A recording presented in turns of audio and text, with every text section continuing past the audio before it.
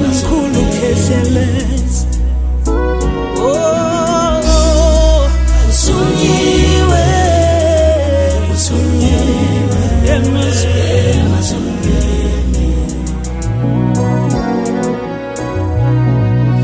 Prophet to Elisha wayethunyiwe emazurini, wafika naboJohana umbhaphatisi naye wayethunyiwe emazulwini. Ukhehlelezi naye uthunyiwe emazulwini. Ngempela kube sengathi akaze kwaphetha lutho kusho lapha na ke insizwa umtutuzi ke emfaka mncubeke lapha na ke hamsana ke nensizwa ke lapha ke yakhona futhi lapha kwaZulu-Natal ke uzakwe engomeni yakhe eshisa izikhotha ke njengamanje ke eNingizimu Afrika. Uzokhumbula ukuthi ke insizwa ke ngaphansi kwesitebele lapha na ke inkabi record lapho ke ngempela ke iphekwa ithululwa ke uBig Zulu njengamanje ke emlaleli ke lapha ke uvuma 103 singenele lapha na ku healing hour no Dr. Khehlelezi sonjalo ke sithi ke ziyakhala ke manje ke sikhala ngempela ke lapho sigijima khona ke sizofakazisa ukuthi ke kubaleka kangakanani mawumuntu ke ukuziphatha ngendlela ke efanelekile. Kubaleke ngani ukuthi ke mangabe kukhona inkinga onayo uyinikeze ithuba lokuthi ikhulunywe lo nkinga bese phinde futhi ke uyayidlulisa. Uzokhumbula ke ukuthi ke kuzo zonke ke kule weekend impela bezenzeke indawo ezahlukahlukene. Umkhulu besemanzini ubesemanzini kwahamba ke kahle kakhulu kwaba isesontweni ke nelanga leshisela kubhubha kodwa ke konke ke ngoba kuhlelo umdali sibongile ukuthi kuhambe kahle kakhulu. Ngamkatingile konyavu ke impela lele mkhambathini impela bakunakela kakhulu. Chithe ke injobo lapha na ke emzini wakwaMnyando ukhunjula ke insizwa lapha ke uspecially sivunula impela kukubi engakho ke namanje ke impela ke izimpela lishile sikhuzisa ke kumnandi lapha na ke sizinsizwa siphelele kukhona nobaba udokotela uZweli Mkhize uMinister of Health eNingizimu Afrika. Kanjani ke njengamanje ke njalo sithi ke sizokhuluma nawe lapho ngasekhaya ukuthi ke ushayele njengamanje usikwazi ukuthi ke sikhuleke nawe usuku oluhle oluqale ke ngomkhuleko. Ingakho ke njengamanje ke sithi ke shaya njengamanje uphinde ukwazi ukuthi ke ukhuleke kanye nathi. We are making where we save all the lives. Ilingoma ke lapha ngempela ke eshawa USA for Africa. This is the only song ke mangabe ke idlala engibona khona ukuthi ayike all the realities of this song are going back to Africa. When we play it here in Africa, it comes here in Africa because ingoma eyahlanganiswa ngenhloso yokusiza izwe lase-Afrika ebupheni elaphekana nabo. Ukhumbula ke ukuthi i-remix yale ngoma baphinde bayenza futhi noma i-retake yakhona ebebhekane nesimo lapha na ke se-disaster eyenzeka lapha kulase Haiti impela beyiqala phansi benzela khona ukuthi ingoma lena ke impela ke umnikelo ama-artists ase-America. Uzokhumbula ukuthi umlando o 500 years ago lapha ke ezweni elalinganyelwa kakhulu lapha ka-Maori Indians i-United States of America izwe leli ngempela ke lafikekele laseqoqobalo ke ngamangisi amangisi ke ayisethatha ke ezothenga isigqila la ezweni lase Ningizimu Afrika. Siyathandaza ke nje hayi Ningizimu Afrika ezweni lase-Afrika ikakhulukazi emazweni anjengako Central part of Africa, Sierra Leone, Cote d'Ivoire and everywhere. Izindawo lezo igqila ezayithengiswa khona. Asinawo umlando obambekayo ukuthi igqila zasekhona ekezaphuma la eNingizimu Afrika. Ingakho kubalekile kakhulu ukuthi ke mona ama-Black American lawa akwazi ukuthi ke abe kanye nathi ngokomthandazo wase-Afrika ngoba phela ke athandaza uma ngabe ke ecula such a song. Ingakho ke sithi ke nawe osekhaya njengamanje yithuba lokuthi sivule umkhuleko.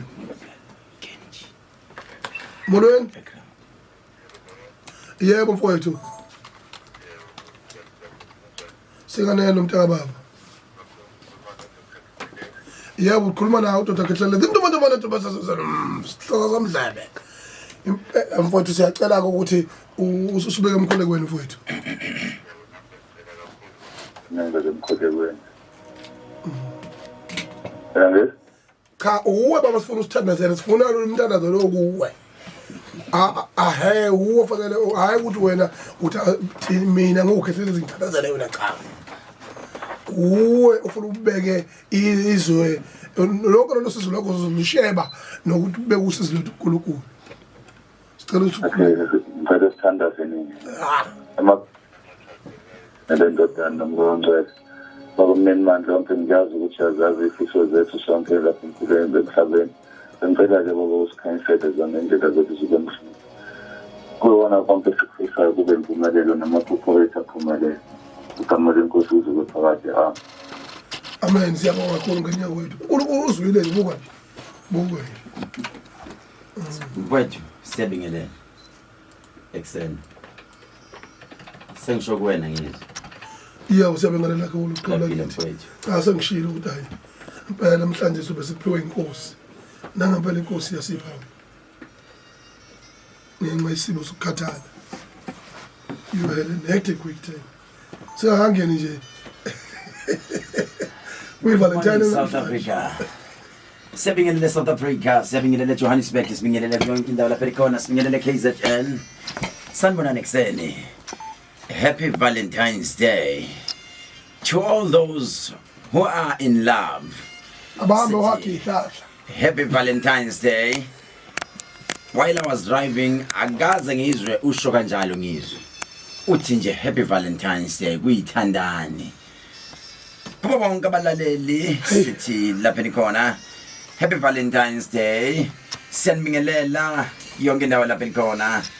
It is a Monday the 14th of February 2022 kama lami ngudokotela uKhehlelezi mofuna usho kanjalo uthi nje umantumane dumesizweni dictionary indaba ethi umndeni siloko shilo ngisithi sasiphakade the healing arm with the Ngizwe nodokotela uKhehlelezi ukhona laphana uproducer wethu osibambele inhlelo zethu osibambele intambo zethu ubani igama lakhe Ntombazane Magomede there is this Zulu name yakhe Bulili Mamangwe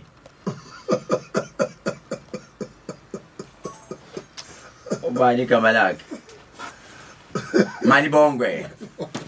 Malibongwe siloko shilo inamba yethu ke it is 065933 yes 0659337172 by the way indaba ka happy Valentine ngizwe uma singayihlaziya usuku lweyithandani hayi usuku lwababa ingane noma mama ingane abahlale bekwebhana usuku lweyithandani olwenzeka ngoFebruary 14 uNhlolanja hayi ukuthi bazosuka ke osisi they blame abantu besilisa akulona usuku lo mama bazoyijika ke awukazi usho ukuthi happy birthday awukazi ungithengele akulona usuku lo baba lo mama you buy each other gift lothando hayi you buy each other she buys you you also buy her.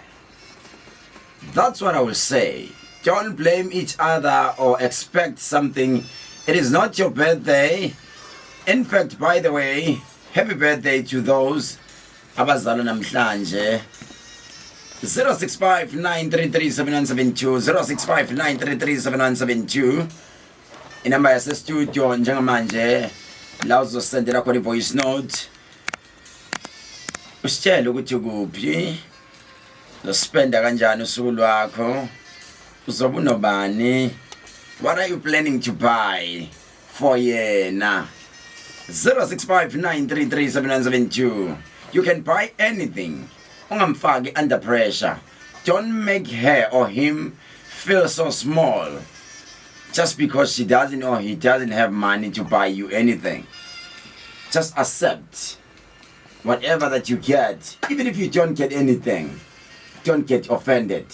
Remember, it's that time of the month. We are broke. I might say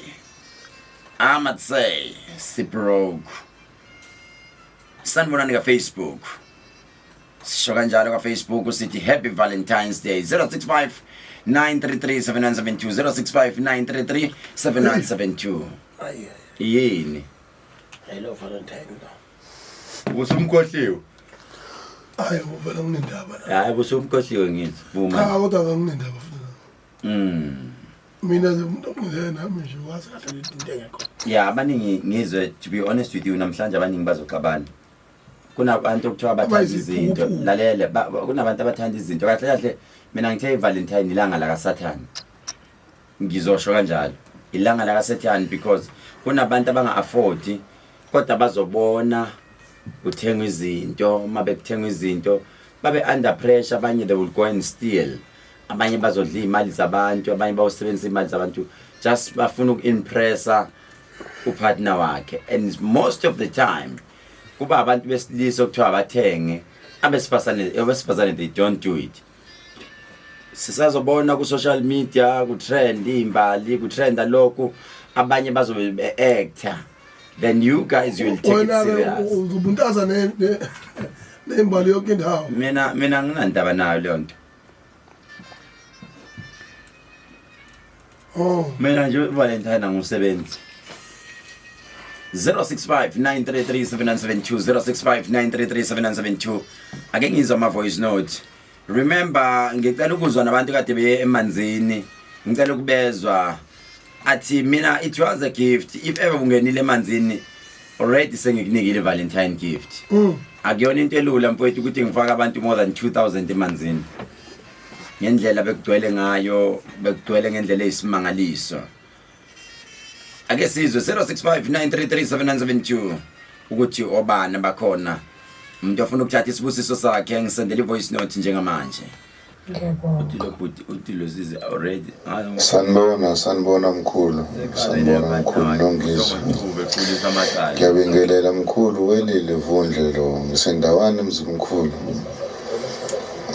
mkhulu nginani lana lesula namhlanje mkhulu hey siyakhala kumina etorhweni mkhulu anginandla lokwenza ukuthandiwe wami lutho mkhulu siyakhala etorhweni mkhulu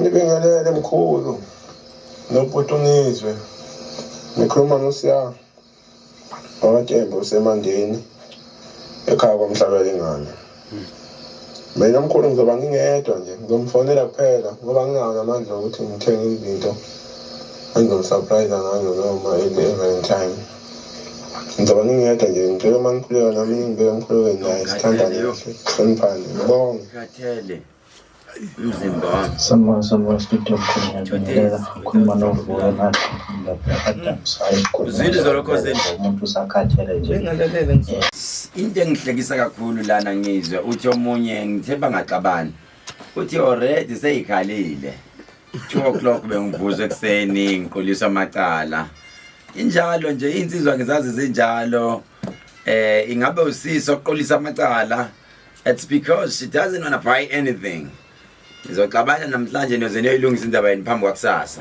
Sekudlule yonke le ndaba yeValentine. Akuyona impi into yamasibom leyo bhuti ungathuki ukulwisa nje ngoba akanayo into yokuthenga. Abanye bebe advise ukuthi before umthengele igift thatha ifoni yakho la night 2 days gift. They was savage. Yebo. Awu. Akuzwakala. Somebody's son is gonna love me one day. Kusho lapha la ke into kazi eke uthi was savage ingoma ke lana ngempela ke shisa kakhulu eke hamba phambili kakhulu lapha ke into kazini iyase Nigeria eke isho njalo ke mangabe ke nawo nenkinga njengamanje ungazi ukuthi uzokuthatha uhlanganise nani njengoba ke kwi Valentine you must know ukuthi one day somebody's son is going to love you. Okay. Cool. Right, the topic for today is let's go straight to the topic. uthi umbuzo ungenza kanjani, will you forgive umuntu obulele kini, isihlobo, ingane yakho noma yini? Remember, we taking from kwemthandazweni othi sithethelele izono zethu njengoba nathi sibathethelela abasonayo thina. Uma sithandaza lo mthandazo suke si serious, sijulile, sikhala nenyembezi, sithethelela izono zethu njengoba nathi sibathethelela abasonayo thina. Nangumuntu ubulele, bulele umntanakho, bulele uma wakho, bulele ubaba wakho. Lo muntu makabulele udinga uxolo, udinga ukuthethelela. Will you forgive? Ngamxolela noma ngeke umxolele? Ngiyabuza ngizwe. Ngikhuluma nabalalela ngithi. Oh okay. Abe ngifuna ukuzwa hayi mfowethu. Kaze ngisho ukungena kuleyo. Mama inkinga asifana manje. Asifana. Ungagadla wena. Hayi, khona ndoda madoda. Mbambi ikhala kezinye. Khona ndoda madoda. Khona ndoda mfowethu. Khona ndoda. Ngithi nina niyasonda phela nini. Healing process. Yeah. So which means when I uxole accidentally or purposely. Okay, ake ngizwe abalaleli ku 0659337972. Time is 18 minutes before 5 o'clock, 14 February 2022. Abaye emsebenzini abavuke njengamanje, abaye emsebenzini abavuki alamikhalile, abasilalele njengamanje, ulalele bona. Umuntu owabulala umyeni wakho kumanje nje ona Valentine namhlanje ngenxa ukuthi somebody sani owabulala umyeni wakho. Amashida abanda nje kuyimanje. And ukhumbuleke ukuthi sihlala sishumayela lento esontweni. Isibusiso sakho sibanjwe inhliziyo yakho. Kunento kumele iqale idlule enhlizweni yakho. Mayidlula uthi wena it is well. Mawidlulisa, then you are releasing your blessings. Ungamxolela yini umuntu owenze such a big mistake? Noma enze purposely. Kodwa kubiza ukuthi umxolele. Will you do that? Uthi you know what, it is fine. Ungakwenza yini lokho? Ela ukuthi ungithumele i-comment ku 0659337972. Ukhulume nje iqiniso, ukhulume nje iqiniso. 0659337972. Eli voice note yakho while usasenda leyo voice note uNkulunkulu akubusise. Nanokuthi ke mfowethu Ucela kungabe more than 30 seconds. I voice note yakho ibe u30 seconds. Nanokuthi ke mntaka baba ntombandumane. Nansi enye indaba la. Hayi kuphela emasontweni. Nasemndenini. Zenziwe inhlambuluko. Obumuzo wena inhlambuluko uyabhubha. Kuyenzeka ukuthi khona umuntu othatha isikhale agadle ekhaya. Umndeni uhlangazeke uqabane. Kube ne continuity, kube nama revenge, kuyabulawana, kugcine kungahlala ngaphansi. Isixazululo sigcina siyisodwa. Ukuhlala phansi khona. Ngenxa yesikhathi asivele sithi ama voice note ku 0659337972. Ngenxa yesikhathi sobathatha bonke nama calls 0861010 300 0861010 300 0861010 300. Mawungana airtime vele ufaka ivoice note, mawune airtime ngicela ukukhuluma nawe. Cela ukuzwa nje ukuthi ke muzi njengoba nenhlambuluko isibusisa sikho. It goes back kulento kade ngisho ukuthi isibusiso sakho sibanjwe wena.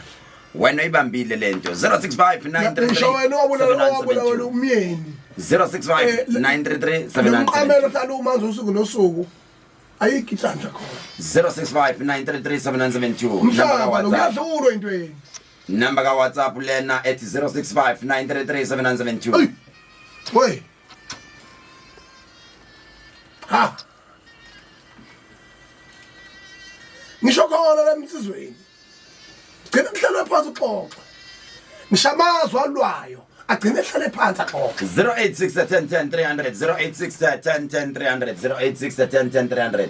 Ake ngize lo. Vuma. Yes baba kunjani?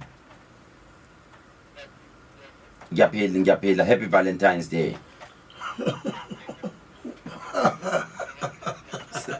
Sengikusizile impendulo buyeke kade ezosho so let me just take this opportunity. Isho kanjani? Valentine ndoda. Unaye kodwa umuntu ohlekisana naye. Bukhona mkhulu. Wacela nokumfonela. Kade ngimfonela manje nje. Awubakithi. Bakithi usukhunjuzwa yimi nako. Kula vida fanyana lokho. Khuluma ke baba uthini? Ngithi hayi mina ngamxolela nje doctor nenhliziyo emhlophe futhi. Ebulale ingane yakho kuyona yona. Umuntu usuthatha ngini.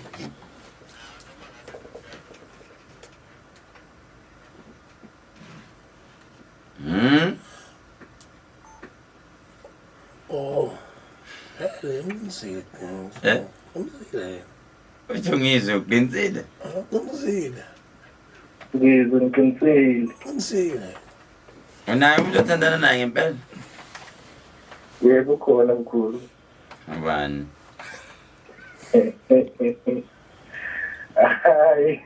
Lalela ubani? Indaba ungafuni uphendula ukulalela. Ngini manje umlaleli. Scrolla ufonele omunye aphinda afana. Hayi ngifuna ukuzwa. Ulalele yini? Ngomusho ngelinye la. Hayi sicela ukwazi ubani. Sekuthi Uselbi? Hayi, uthini ngizwe?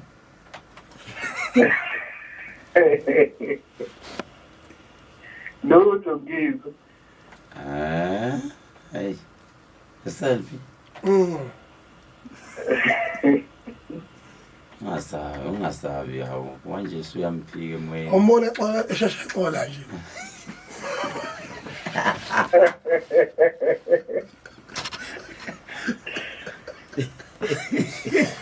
Khuluma mfowethu.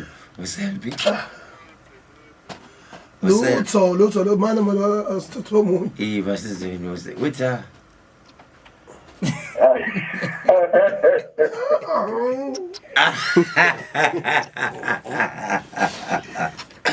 Xaxa nami mfowethu hawo. Somebody son call of me one day. One day. It's far away. Khuluma mfowethu. Awabaleka mfowethu. Awabaleka. Okay mfowethu sikuzwile understandile lapha. Besifuna ukuzwa ukuthi ubani lo muntu wakho. Cabanga usenikwe ithuba elingaka ngizwe. Ukuthi mfowethu anike ithuba elingaka lokuthi akhulume nomuntu abingelele umuntu wakhe. Ake sizwe lo uvuma sabona. Yebo sawubona. Sithanda sami kunjani? Ngiyaphila njani? Siyaphila. Hayi mina ngenza umxolelo bantu ngoba kuyimali nje emndenini akunezinto ezindlekile kodwa bablame mina angikunzima nje ukuxolela umuntu ngeke ngize ngixolele. Unayo umuntu oyisithanda sakho namhlanje ufuna ukukhuluma naye? Hayi cha akekho. Ngizwe. Wamzuthini lo sisi? Usukuthini manje kanti? Inyamazana ithuyasakini. Uyamuzwa ukuthi akanayo umuntu. Ulungile baningi abantu abangalabantu akakho isihlahla. Alike. Futhi there is peace ekubeni alone. Kune peace sisi mawethu. Angezi? Kune peace mawanayo umuntu ku right. Hayi ku right kakhulu. Right kabi. Hayi siyabonga. Bayixake kakhona amathoyisi. Siyabonga sisi wami yes. And the toys will never disappoint.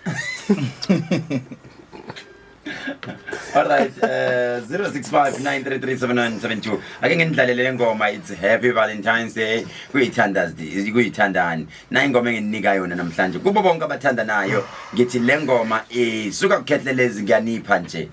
Na ingoma enginika yona. Ozama love, Happy Valentine's Day kubo bonke namhlanje abayithandani. sikhuluma abantu abayithandani sikhuluma ngabantu vele elibaficelo lisuku besothandweni bengaxabene sikhuluma ngabantu impela abathandanayo abantu ku 50-50 masithi 50-50 sikhuluma ngomuntu ongathathi advantage ngomunye umntwana umuntu ongeke athi wena ofanele ungithengele nakhohla uma kuthiwa happy Valentine's Day kahle kahle kusuke kukhulunywa ngokuthi both of you guys you need to buy each other's gift unga expect uyena wena ungamthengelanga lutho no it doesn't work like that inkinga ukuthi thina abantu abamnyama lezi zinto zisifice sikhona kahle kahle ezabelungu lezi inkinga sesifuna uadopta then sithina siya misuse noma thina asiyenzi ngendlela abelungu nje even a flower that small one it is a gift kubona mfowethu noma nje avuka menzela breakfast in bed bona ke manje instead of breakfast in bed kusuka kuyinkantolo court in bed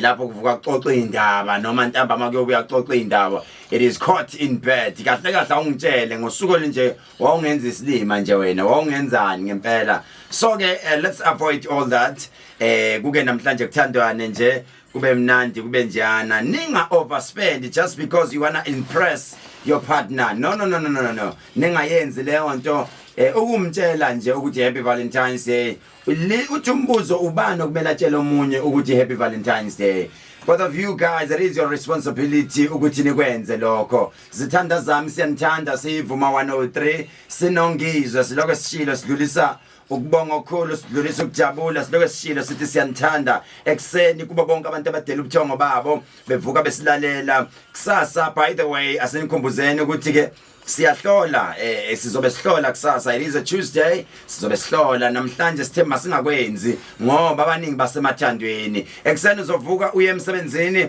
uyangibuza omunye uthi can I tell my boss ukuthi happy Valentine's Day yes uyamthanda but inkinga ukuthi asazi noma boss wakhe uyakuthanda but if your boss uyakuthanda naye happy Valentine's Day my boss otherwise kahle kahle nabangani if abangani ithandani bayathandana it is that chance ukuthi umtshele ukuthi happy Valentine's Day my friend because you guys you love each other so ke nje leyo nto asicorrecteni lapho umuntu ngiyabonga ngifune umuntu ozothi Valentine angeke baze basho ngisaba akekho ozosho kuwena ngiyabonga please save your airtime please bebezosho ngama free data la WhatsApp uzoza namhlanje uyalala kusenda lezi zinto Nkosi yami ukhona umunye ovolunteer ukunika ungizwe imbali nkosi yami isho address yakho i-address khona bazothatha nginayo nje address equalify kulethwa kodwa ikhona amaphoyisa ahambe yo verify hayi uyaphi lapho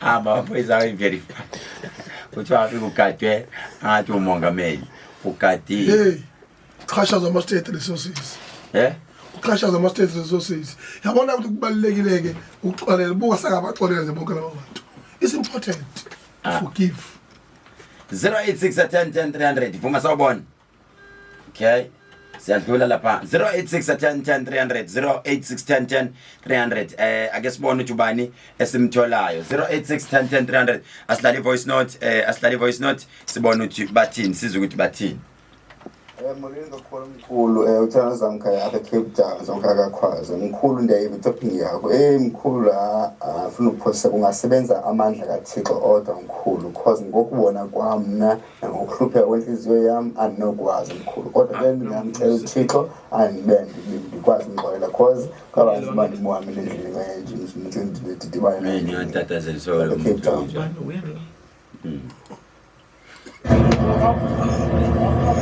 Sanibona Ngizwe nomkhulu.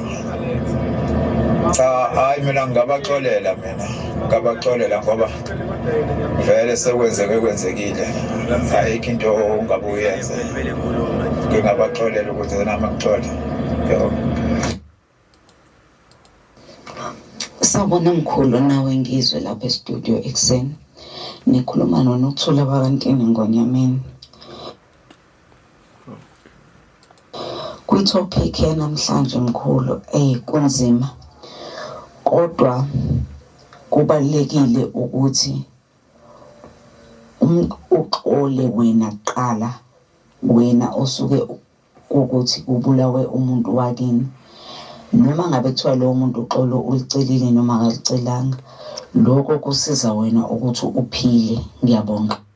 All right, sangizwile. Ake sibone Sithola bani Mncebeni. Molo. Sawubona mkhulu. Molo ekhaya, molo sisi kunjani? Ngiyaphila njani? Thetha nabani sisi wami? Yebo ngimtole emlazi. Yes my sister kunjani sisi?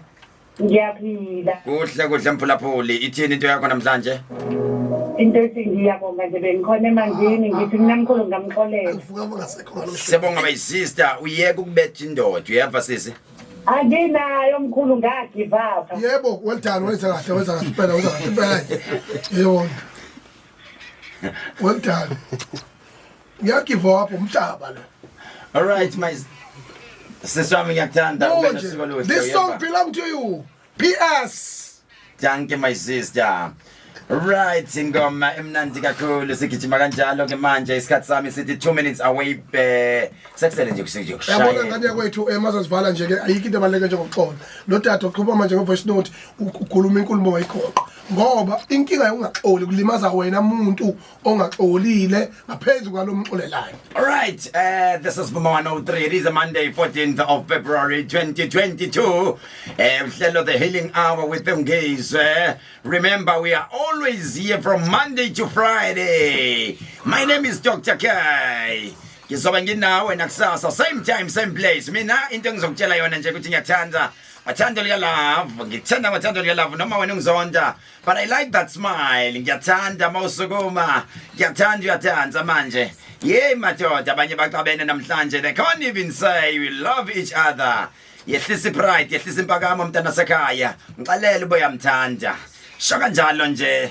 Tshela ngisho umfundisi wakho. If you feel like buying something, buy umfundisi wakho something umkhombisa uthando. Thank you my pastor for always praying for me.